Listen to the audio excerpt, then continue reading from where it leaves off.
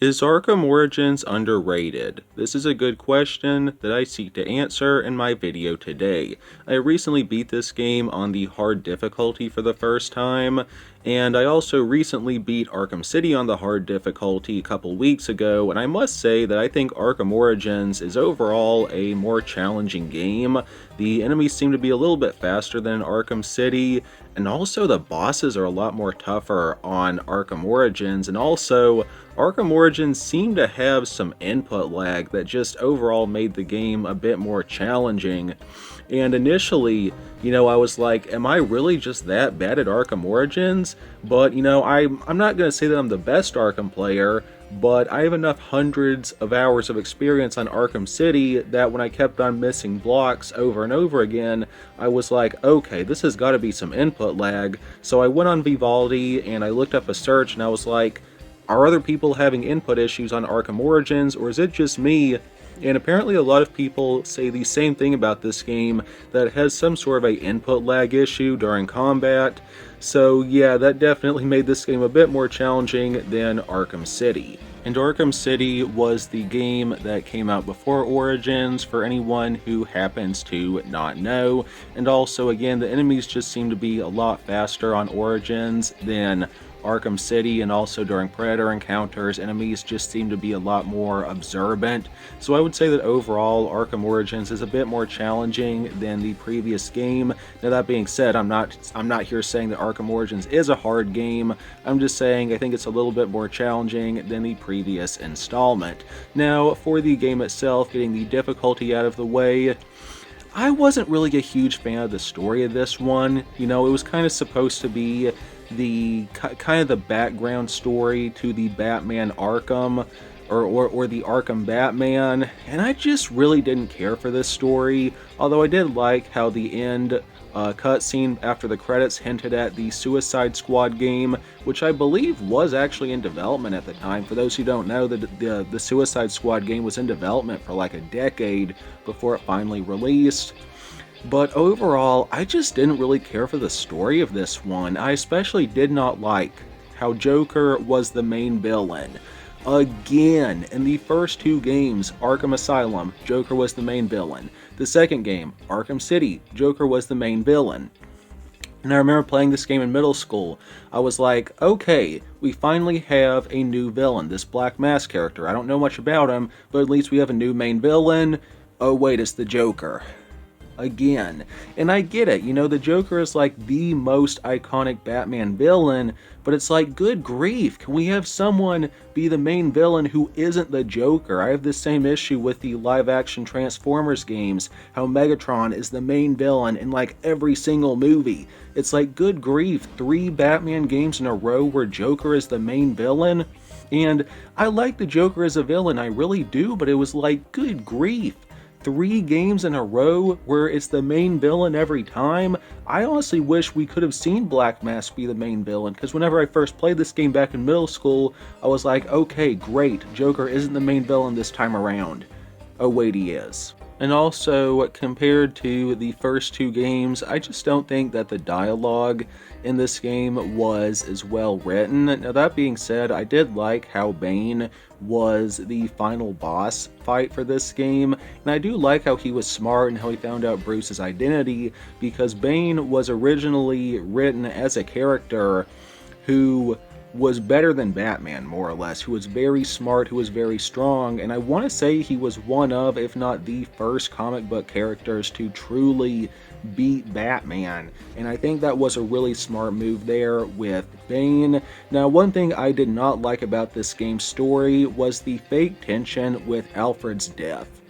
I never like it when prologue stories try to make it seem like a character is going to die, in this case Alfred, Bruce's butler, because it's like whenever Bane seemingly killed Alfred, everyone knew that Alfred was going to be okay. It's like, you cannot build tension in a prequel when you know that that character is alive and well in the next game, in the next book, whatever. I had the same issue with the Obi-Wan Kenobi show, where they were trying to build tension by making you think that Princess Leia was in danger, and it's like, everyone who's watched Star Wars knows that Princess Leia is fine.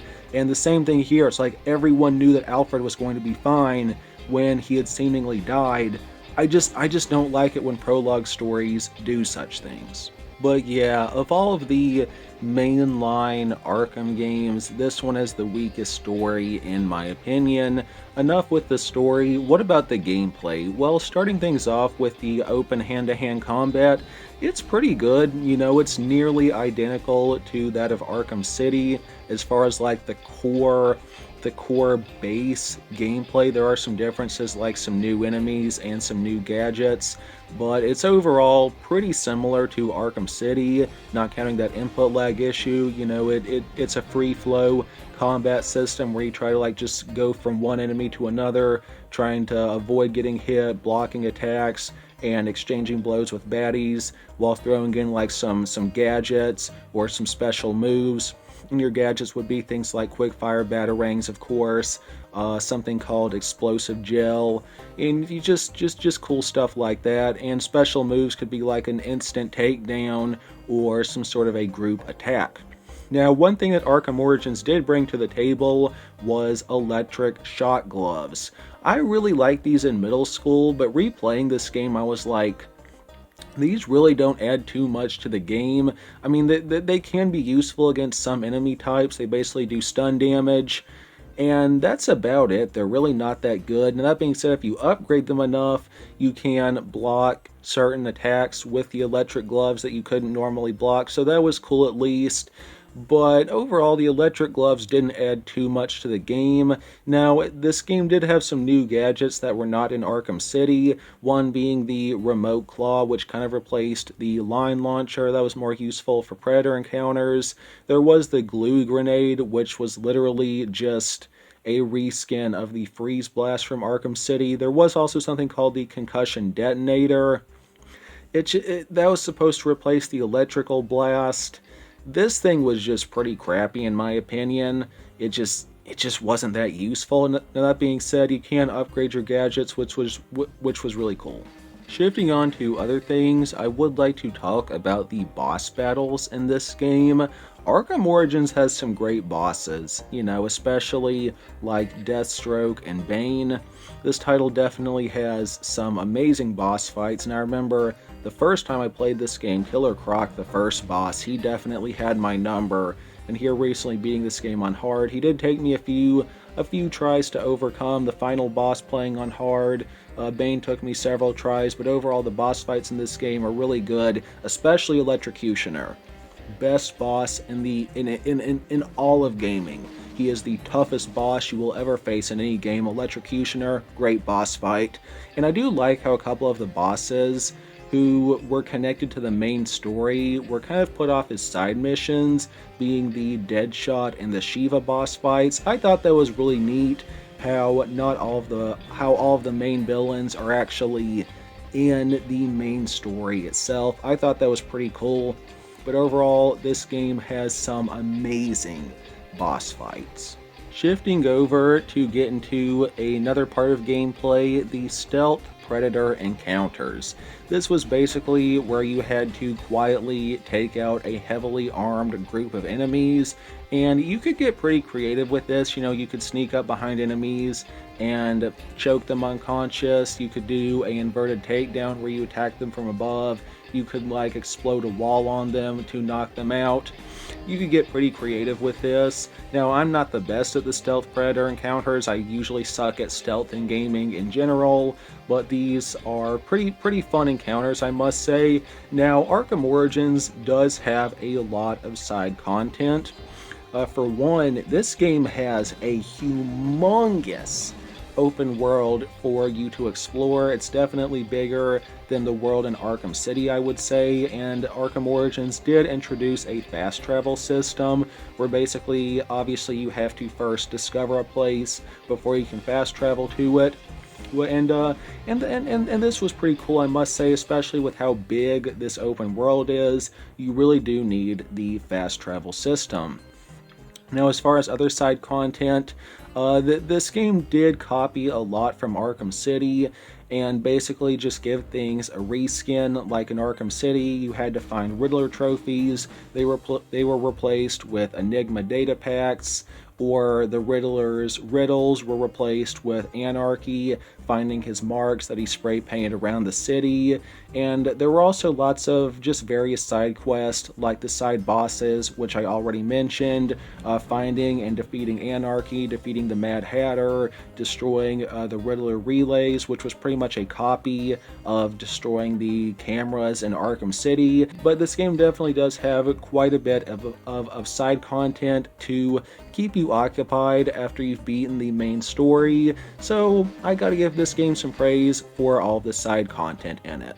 Now, thankfully, that is not all. This game also has some challenge maps, like Predator stealth challenge maps, or just open combat challenge maps, where in Predator you have to try to take out all the enemies in a room as quickly as possible while doing certain challenges, like take out this enemy first, or take out 3 enemies with silent takedowns, just stuff like that. And the combat maps, basically, you try to eliminate all of the enemies and get the highest score possible. So that was pretty cool, although I think that the leaderboards here have been shut down. I was unable to access them.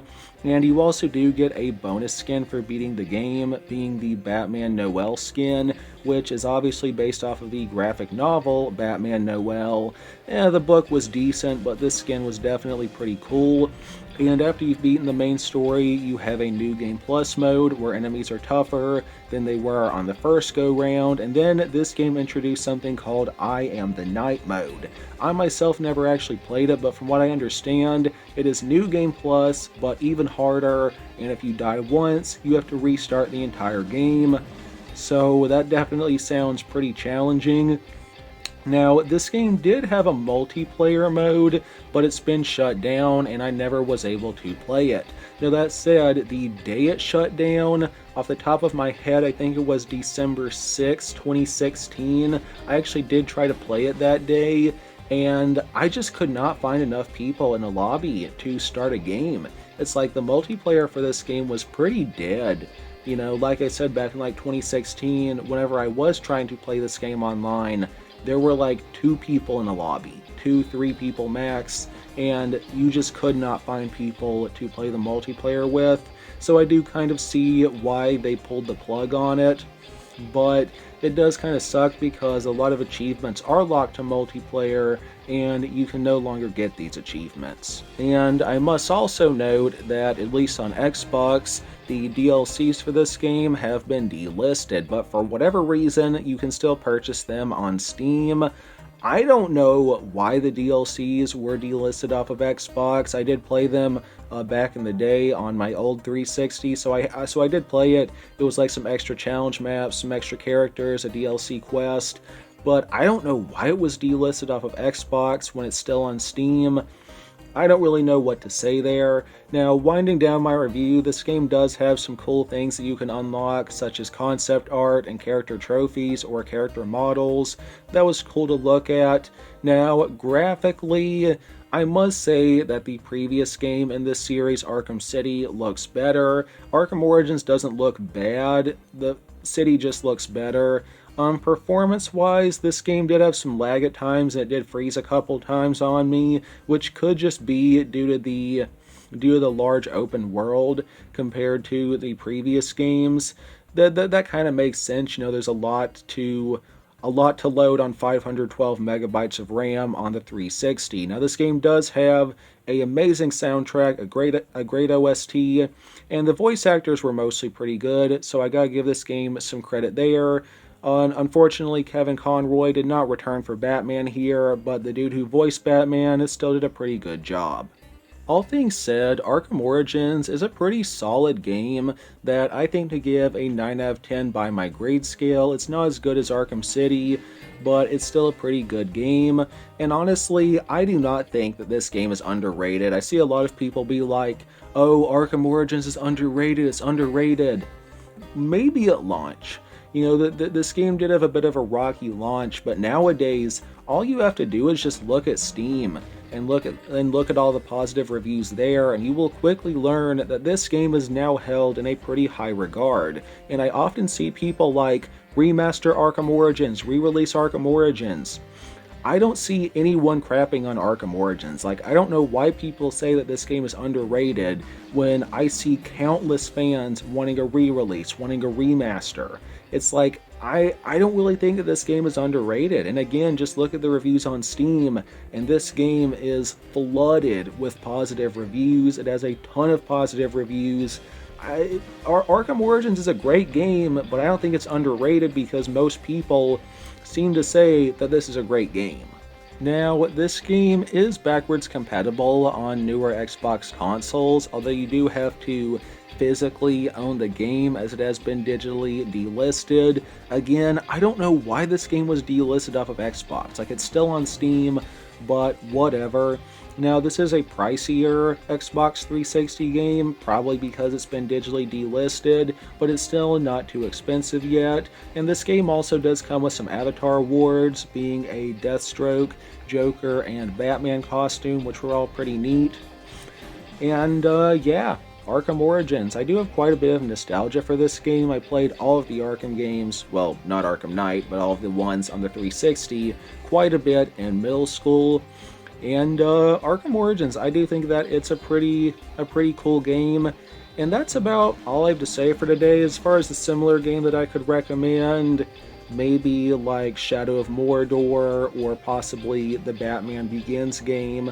And Batman Begins is playable on the 360 via backwards compatibility, but not on newer Xbox consoles. And that is all from me for today. If you cannot tell, this video was not scripted. I have some notes, but that's all as far as any sort of a script goes. And I do apologize that my voice is a little off today. Been fighting a sore throat, but the show must go on, right? And for those new here, I mostly review and discuss Xbox 360 games, so do feel free to subscribe if that sounds interesting. And follow me on GameRam for hints at upcoming videos and behind the scenes stuff. Now, for our Bible verse of the day, I read Psalm 56:3 NIV. When I am afraid, I put my trust in you. And like always, all of my content is man-made by me. Keep YouTube human and only support man-made videos. And I never give permission for my voice and likeness to be copied and altered by robots in any way. God bless. Thanks again for watching. I'm gonna go drink some water. Take care, y'all. Keep the 360 alive. Peace. You can have the...